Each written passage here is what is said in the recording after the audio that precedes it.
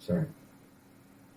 Morning, everybody. Today is March 29th. Bobby Piton here with Preactive Investments, and I'm going to just kind of hit on a couple things. There's not a whole lot going on because it is a Monday, and there's not a whole lot of economic news that is coming out today.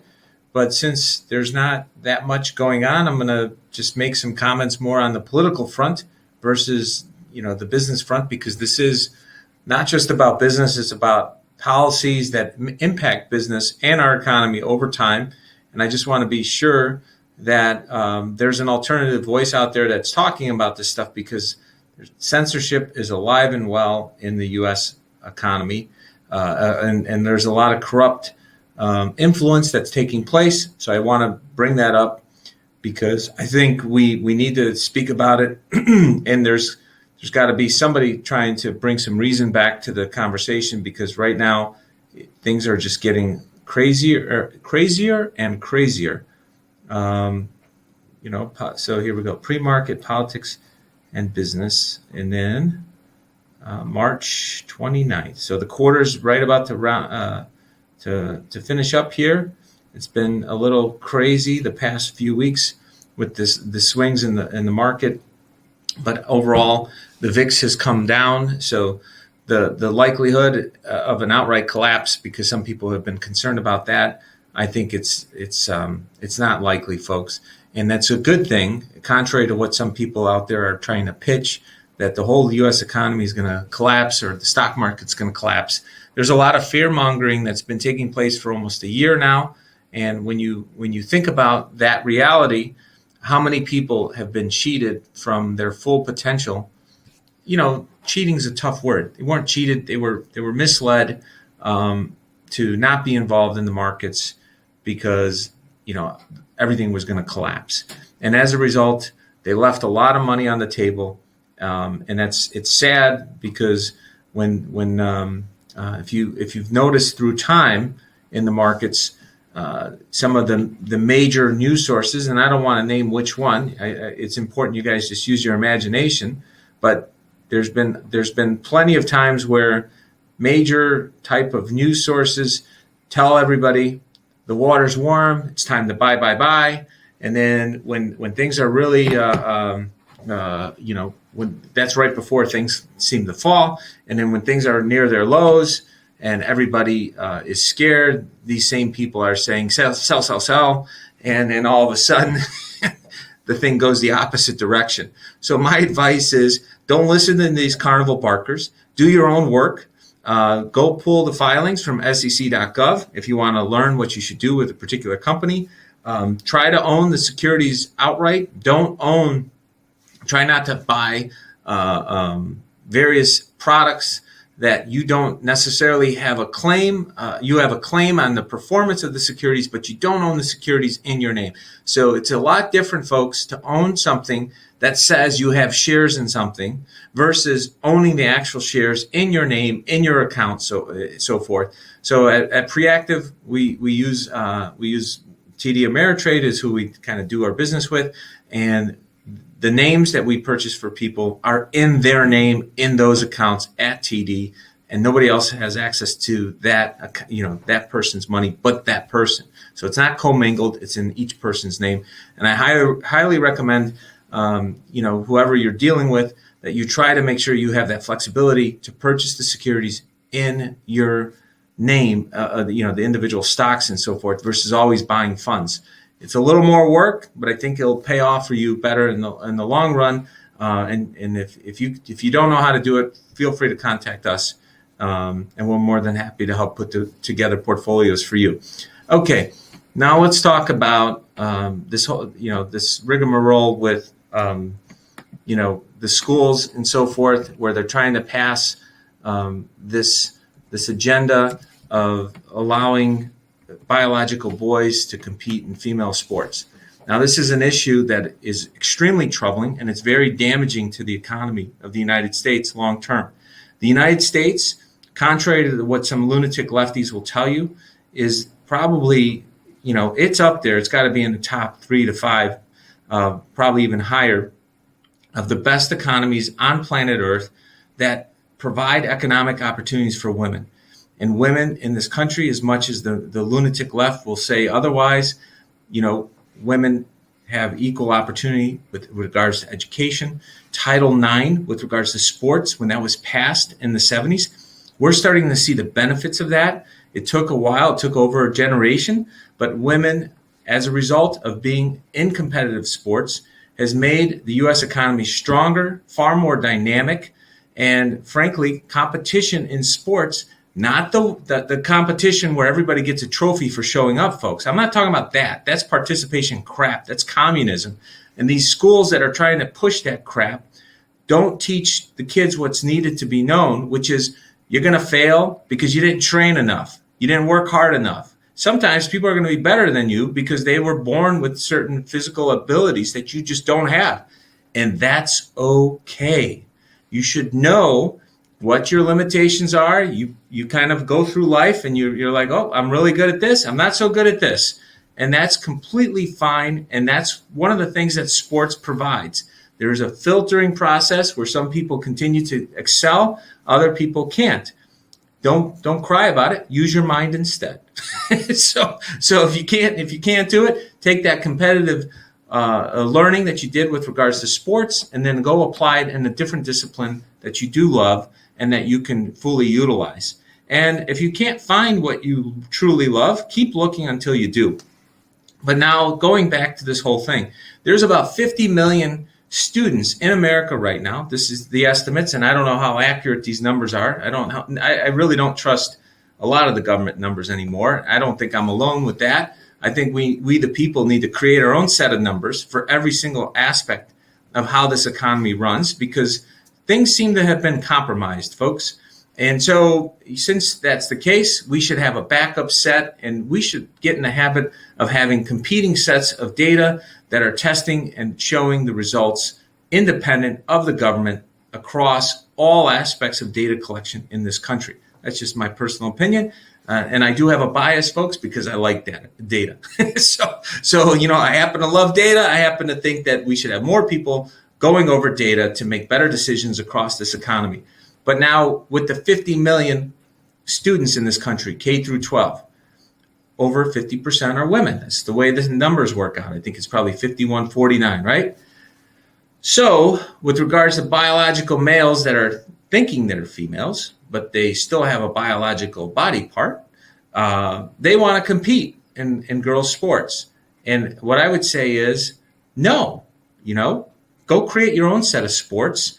The parents across this country should not pull their daughters out of sports because 1 out of every 1,000 people, this is what we're talking about, folks, 0.1% of biological males that want to compete as girls want to disrupt Title IX.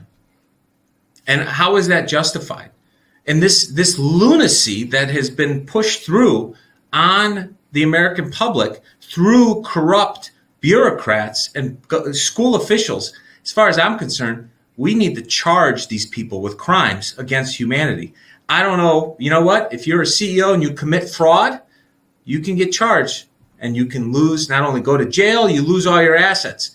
These administrators in these schools, these local politicians that are pushing these crimes against humanity and just common sense and decency against our daughters, we should charge them with crimes. If we don't have a law on the books, fine, folks. Let's elect public officials where we pass laws to charge criminal activity such as this. We should charge these people. Whose bright idea was it to even come up with this? Why aren't we, the people, looking into who's this mentally disturbed to try to put biological males into female sports to undermine the future health of our daughters? I happen to have 3 daughters, so I'm extremely upset about this issue if you haven't noticed. We need to make sure that we have strong, independent women in our society. Sports is critical to that. Parents should not be pulling their daughters out of the sports programs because of some lunatic lefty bureaucrats in our school system that think it's a good idea to put biological males into those sports. This is absolutely outrageous. We need to reverse engineer and find out who funded this crap, and we should put them on trial as well, because these are different types of war crimes, folks. Before the wars of the past, they were done with bullets. They were done on the battlefield. They were done with planes, whatever. Now we have social war, where these individuals are basically just operating without any sort of consequences. And I think we're making a mistake by not taking a much harder stance against these individuals and hit them in their pocketbook. And then when appropriately, make sure they get jailed for this crap. So that's how I feel about that. North Dakota, hold on a second. I think it was Nome, the governor of, South Dakota, sorry. They basically rejected Governor Kristi Noem's request to rework the bill on transgender athletes. You know what? I think that it's a mistake. I was super optimistic about her. The fact that she kowtowed to this crap, it makes me wonder what the heck was she thinking to do such a thing, that she would buckle on a critical thing that matters to all the parents that have daughters out there for the benefit of one person who needs more psychological help than anything else. And you know what? If all these people that want to do this stuff with that, whatever, they want to do I don't care what people do in their personal life. The moment it starts to impact my life and my daughter's life unjustly, I think we have to all speak up and make sure that this stuff is not allowed to carry on. And if they continue to be this insane, we need to hit them. Hit them with changing the laws to do the same stuff they've been doing to us. Hit them with the laws and hit them with lawsuits. And so that's that. Let's talk about the border. So Joe, as they say, first of all, I don't believe in that weird phrase that people were saying all the time from the lunatic left about he's not my bet, that crap. I don't trust Joe. I don't, that's all I'm going to say. I don't trust Joe, and I don't feel like getting banned. So you guys can fill in the blanks on that one. So with regards to Joe and the border and the mess that we see down there, we look at this country, and here, this is a shout out to all the economically blighted and hard hit communities across this country. In particular, poor white people in the inner cities, poor black people in the inner cities, poor Hispanic folks in the inner cities. What do they all have in common, folks? What do we all share in this wonderful American experience if you grew up poor? And I could speak about growing up poor because I grew up in Chicago, where my parents were immigrants, and we grew up in a very poor area. So I'm speaking from personal experience that took place 35 years ago. When you're poor, folks, you know that you're poor, okay? Don't kid yourself. I don't care how old you are. You're 5, 6, 7 years old. You know that you don't have anything when everybody else has something else. So why am I bringing this up? Because within this country right now, there's a county that I've identified. Actually, Herschel Walker grew up there. They make $10,000 a year. This is in the United States of America. The average person in this county that Herschel Walker grew up in Georgia, the per capita income is 10 grand on U.S. soil. 1/5 of what the average American makes. So when I hear these sellouts in the GOP, and I hear these corrupt Democrats push for more immigration into the United States, when we have poor communities across this country that are not being taken care of, like in terms of we're not doing stuff to make sure they have jobs because we outsourced them to China through horrible policies that were put in place under the corrupt Bush administration 3 months after 9/11, 2001. So 12/11, 2001, China enters the WTO, 3+ million manufacturing jobs, gone. Who got hurt the most? The poorest among us. Those communities in the inner cities, poor white people, poor black people, poor Hispanic people. Then while they did that, they flood our border with illegal immigrants. So if it wasn't enough, they turn around and open the spigot and say, you know what? It really sucks, folks, that you're about to lose your job because we signed a deal to sell you out to China. But we're going to put in more labor is we're going to put strain on your school. So we're going to expand the class size, and so that your kids learn less. We're going to increase the number of illegals there. We're going to take away your money. But guess what? We'll give you a government check, but that government check is tied to debt. So then what you're going to do is you're going to sell off your future because you owe this debt to us too. So we're going to take your skills down, flood the market, make sure we lower your wages. And then we're gonna. Oh, by the way, Barry's gonna pass a law. You don't know about it yet. It's in the playbook, though. We're gonna put it in the pipeline. Barry's gonna pass a law with China to make it cheaper to sell from China to the United States than it is to ship things across the border through our own mail system. By the way, so you could have shipped the package until President Trump stopped this from China at a cheaper rate than you could by sending something from Illinois to Michigan. Think of how insane that is. But you know what it does help? It helps sell a lot of drugs, put a lot of these drugs and opioids right into the U.S. economy because you know you're not feeling so good because you lost your job. We flooded your community. Your kids are not doing well in school because we flooded them with a bunch of people that don't even speak the language. And then here's some drugs. Here, you know what? Why don't you kill yourself off? Oh, by the way, we're going to do that while we push this abortion agenda in the 70s when we open up trade with China because we want as many Americans to self-suicide as much as possible. Let's kill future generations. And it's worked out pretty well for these globalists. 60 million murders later, 200 million fewer Americans. Seems to be working for them. What's our playbook, folks? So anyways, this border crisis is purely manufactured by some very evil people. I don't think it's a coincidence, folks. And all I can tell you is, if Joe, it's like that movie, that's that line from Casino, even though I'm not a big fan of that actor anymore because he's just a lunatic lefty. Either he's in on it or he's clueless, but either way, he's responsible. So it's like, get out of here. Remember that line where the guy, like, the odds were like 1 in the billions. Like he won a slot machine 3 times. He's like, what the hell is going on? He's like, well, he just got lucky. It's like either you're in on the scam or you're just so clueless that you don't even know you've been scammed. Either way, we can't have you anymore. Get the hell out. And all I'm saying is, this is what this country feels like right now at times. We have a bunch of absolute morons that have been running us into the rail, like running us off the road, when there's 47,000 Americans for every one of these elected officials. And I got news for you. If we're going to change this game, we need to get everybody mobilized. We need at least 1% of the country to start becoming active citizens. Go and reread the Constitution. Read the laws of your state's Constitution. Find out how to get involved. Let's get all these SOBs out of here. Get them all fired, replace them, and then put up a better system that encourages honest Americans to start running for office. When the media tries to do this crap with censorship or try to silence them, you got to remember something, folks. It's a lot easier. Before, they would just go and kill people, right? They would do that more often, these deep state creatures or whatever through time.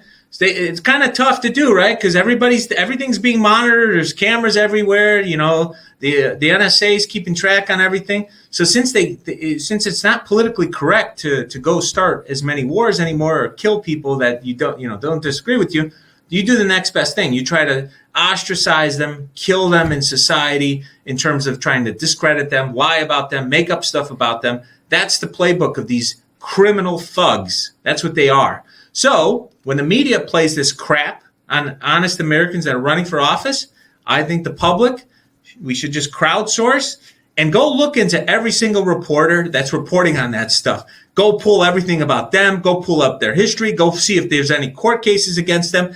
Look into all of it and just publish it everywhere. And we need to figure out how to disseminate all this information about the scumbags that are trying to undermine honest Americans trying to take their government back from corrupt people. Because the corrupt people have been running the asylum for way too long, and we need to take it back.